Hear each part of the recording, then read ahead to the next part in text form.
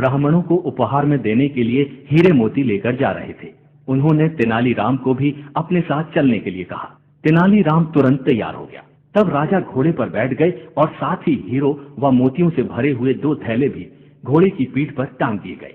राजा ने तेनाली से कहा, तेनाली, तुम हमारे घोड़े के पीछे चलते रहना और ये देखते रहना कि कोई हीरा या मोती थैले में से गिर तो नहीं रहा है।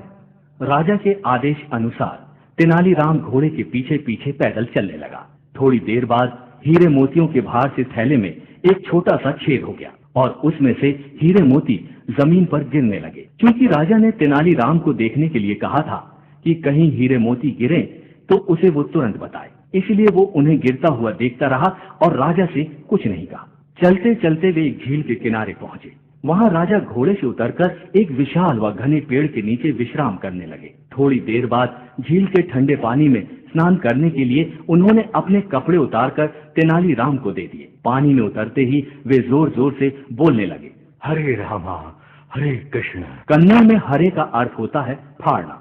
तेनालीराम का पूरा नाम तेनालीराम कृष्ण था। अतः उसने सोचा कि राजा उसे फाड़ने के लिए कह रहे हैं। उसके पास केवल राजा के कपड़े थे, इसलिए उसने एक एक करके उन्हें फाड़ दिया। कुछ समय पश्चात राजा जब स्नान कर झील से बाहर आए तो तेनाली से बोले, लाओ तेनाली, हमारे कपड़े हमें दे दो। इस पर तेनालीराम ने राजा के फटे हुए कपड़े आगे बढ़ा दिए। अपने कपड़ों को फटा हुआ देखकर राजा बहुत हैरान हुए और क्रोध में आकर उन्होंने तेनाली से कपड़ों के फटने का कारण पूछा। महाराज, मैंने केवल आपकी आज्ञा का पालन किया है महाराज।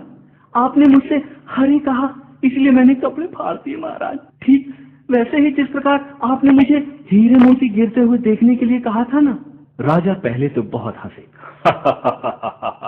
फिर बोले, हीरे मोती वाली बात से तुम्हारा क्या मतलब है तेनाली?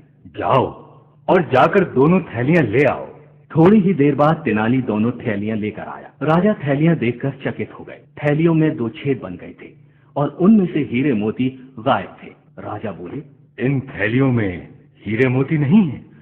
महाराज, आपने मुझे केवल हीरे मोतियों को गिरते हुए देखने को कहा था, अतः मैं उन्हें गिरता हुए देखता रहा महाराज। राजा ने अपना सिर पीट लिया। अब वे समझ गए थे कि अधूरा आदेश देना कितना अनुचित होता है और अपनी गलती पर वो पछताने लगे।